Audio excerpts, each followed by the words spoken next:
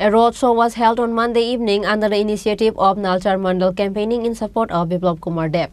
West Tripura Lok Sabha seat BJP candidate Biplab Kumar Deb, Minister Pratima Bhumik and other BJP leader Kishore Barman were present. West Tripura Lok Sabha seat BJP candidate Biplab Kumar Deb is a step ahead in campaigning for the polls.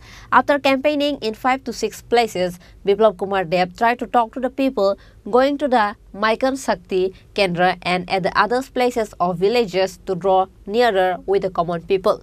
Likewise, a road show was held on Monday evening under the initiatives of Nalchar Mandal campaigning in support of Biplab Kumar Deb. West Tripura Lok Sabha seat BJP candidate Biplab Kumar Deb, Minister Pratima Bhumik and other BJP leader Kishore Barman were present. In the road show, West Tripura Lok Sabha seat BJP candidate Biplab Kumar Deb delivered his speech from the car in the end of the road show.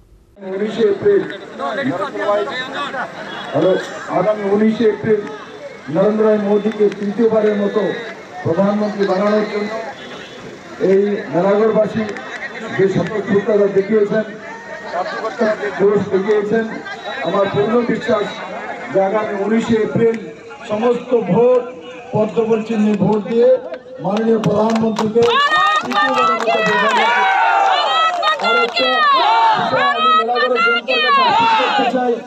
আজকে কংগ্রেস এবং communist এক জায়গায় এসছে।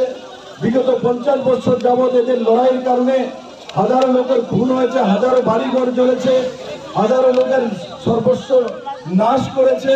আর আজকে এক জায়গায় Congress communist তাদেরকে সহি দিশা দেখানোর জন্য, তাদেরকে সহি রাস্তা দেখানোর জন্য, তাদের যে কুকর্মের জন্য তাদেরকে শাস্তি দেওয়ার জন্য আগামী 19 এপ্রিল সমস্ত নারায়ণগড়বাসী পদ্মফুল চিহ্নে ভোট দিয়ে নরেন্দ্র মোদীকে তৃতীয়বারের মতো প্রধানমন্ত্রী বানিয়ে নারায়ণগড়বাসী নিশ্চিত সেই দিশাতে কাজ করবে।